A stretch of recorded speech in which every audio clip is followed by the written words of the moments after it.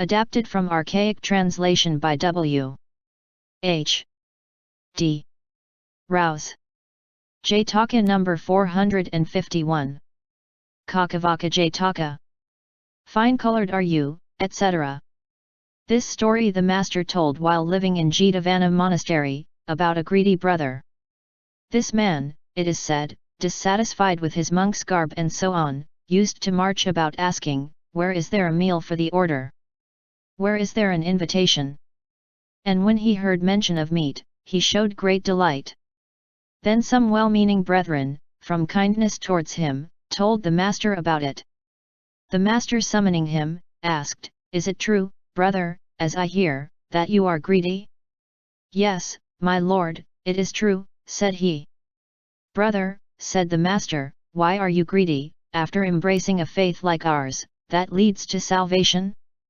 The state of greed is sinful. Long ago, by reason of greed, you were not satisfied with the dead bodies of elephants and other inner organs of animals in Benares, and went away into the mighty forest. So saying, he told a story of the past.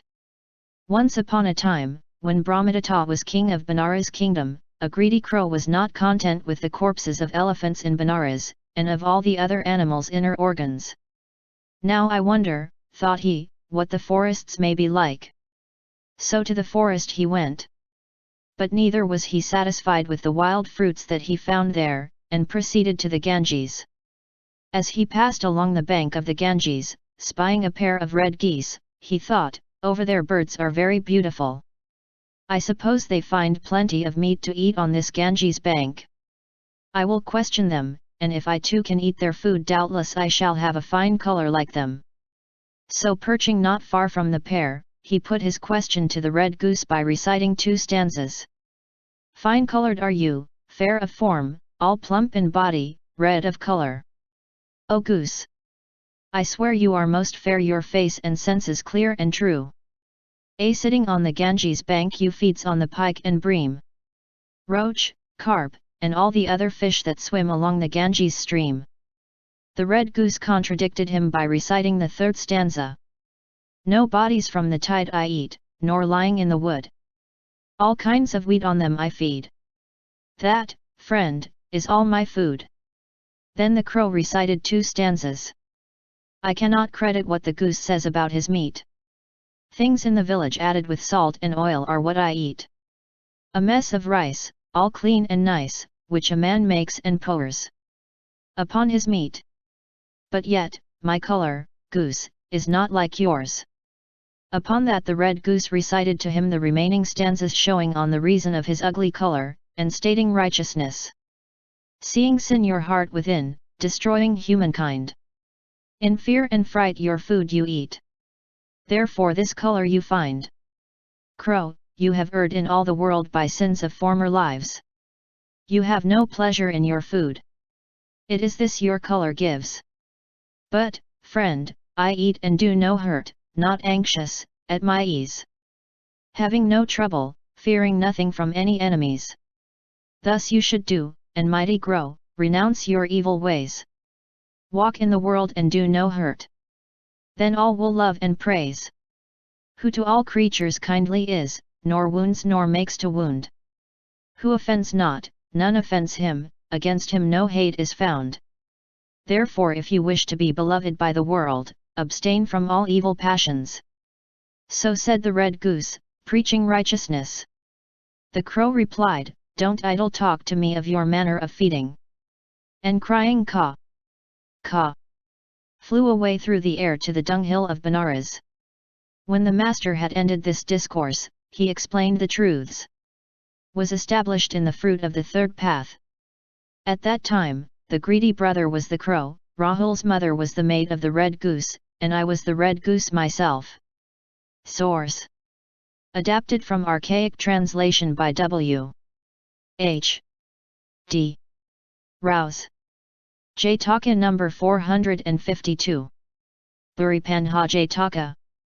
Is it true, indeed, etc. This Bhūri-Pañha birth will appear in the Mahā-Maṅgala birth. Source. Adapted from archaic translation by W.H.D. Rouse. Jataka number 453. Mahā-Maṅgala-Jātaka. Teach the truth, etc.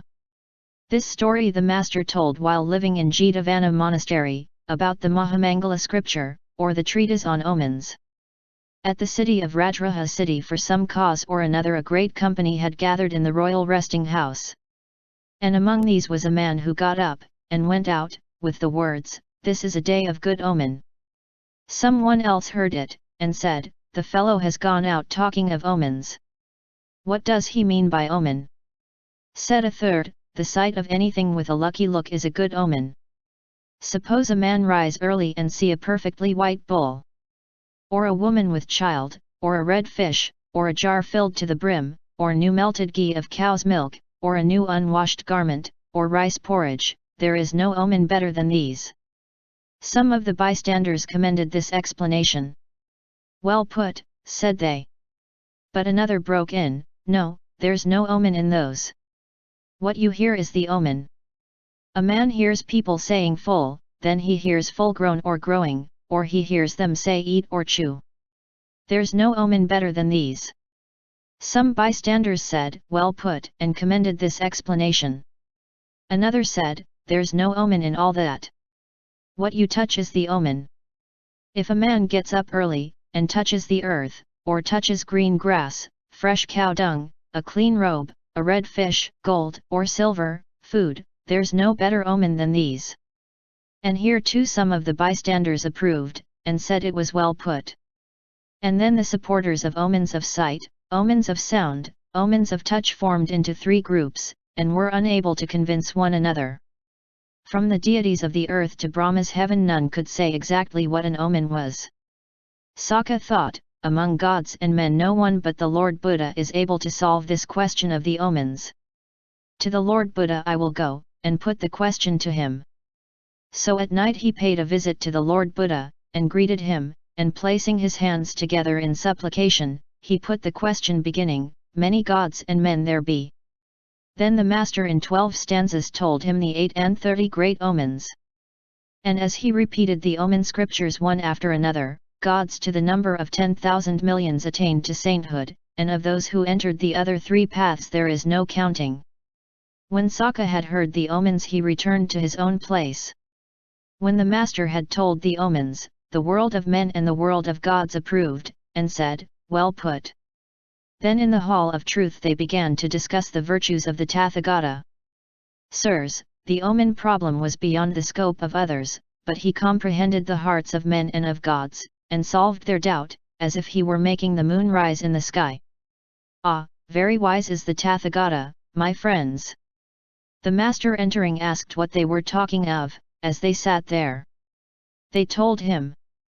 Said he, "It is no marvel, brethren, that I solved the problem of the omens now that I am possessed of perfect wisdom. But even when I walked on earth as Bodhisattva, I solved the doubts of men and of gods, by answering the omen problem."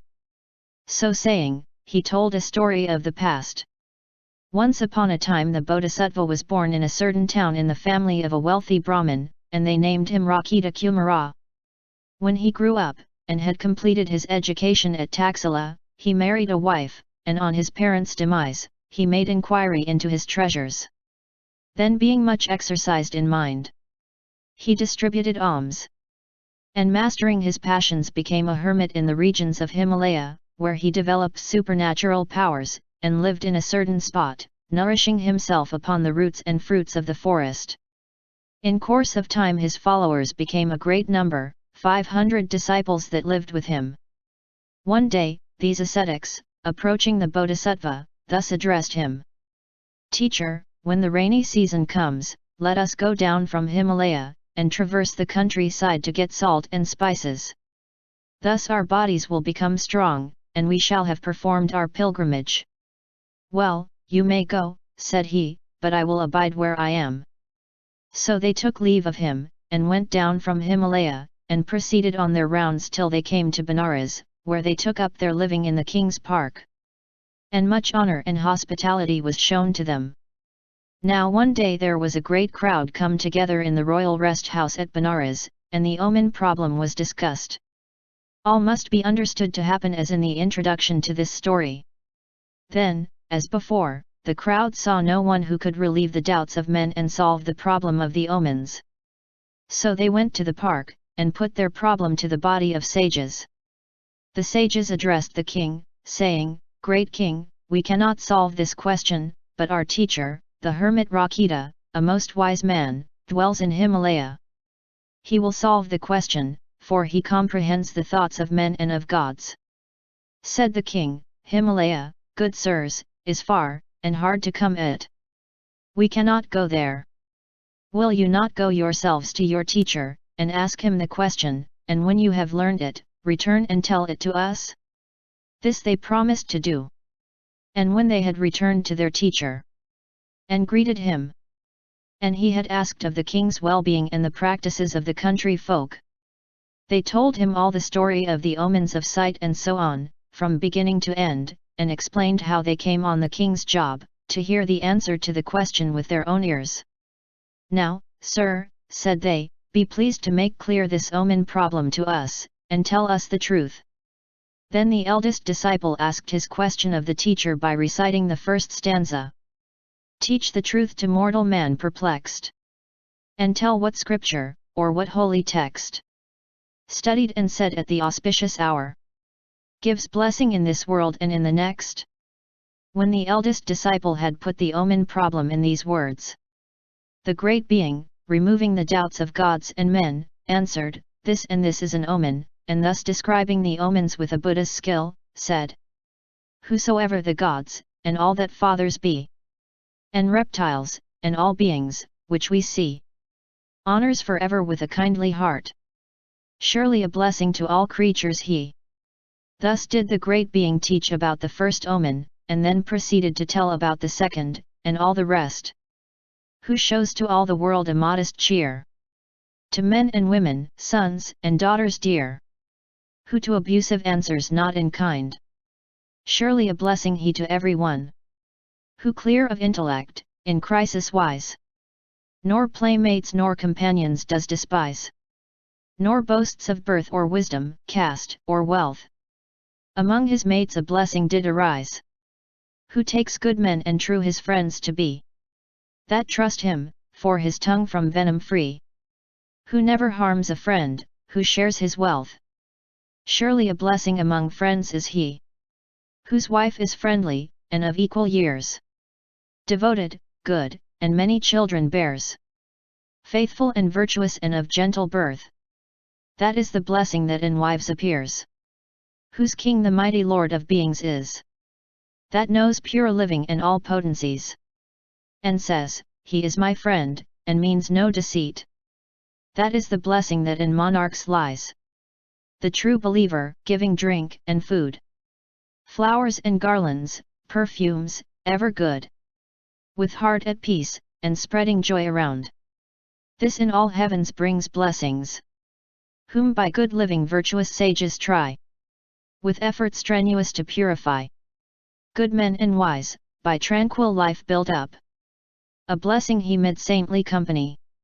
Thus the great being brought his discourse to the highest in sainthood. And having in 8 stanzas explained the omens, in praise of those same omens recited the last stanza. These blessings then, that in the world happen, esteemed by all the wise, magnificent. What man is wise, let him follow these. For in the omens is no truth at all. The sages, having heard about these omens, stayed for 7 or 8 days, and then took leave and departed to that same place. The king visited them and asked his question. They explained the problem of the omens in the same way as it had been told to them, and went back to Himalaya. From then the matter of omens was understood in the world. And having attended to the matter of omens, as they died they went each to the heaven. The Bodhisattva cultivated the excellences, and along with his band of followers was born in Brahma's heaven. The master having ended this discourse, said, "Not now alone, brethren, but in olden days I explained the problem of the omens." And then he identified the birth at that time. The company of Buddha's followers were the band of sages. Sariputra was the senior of the pupils, who asked the question about omens, and I myself was the teacher.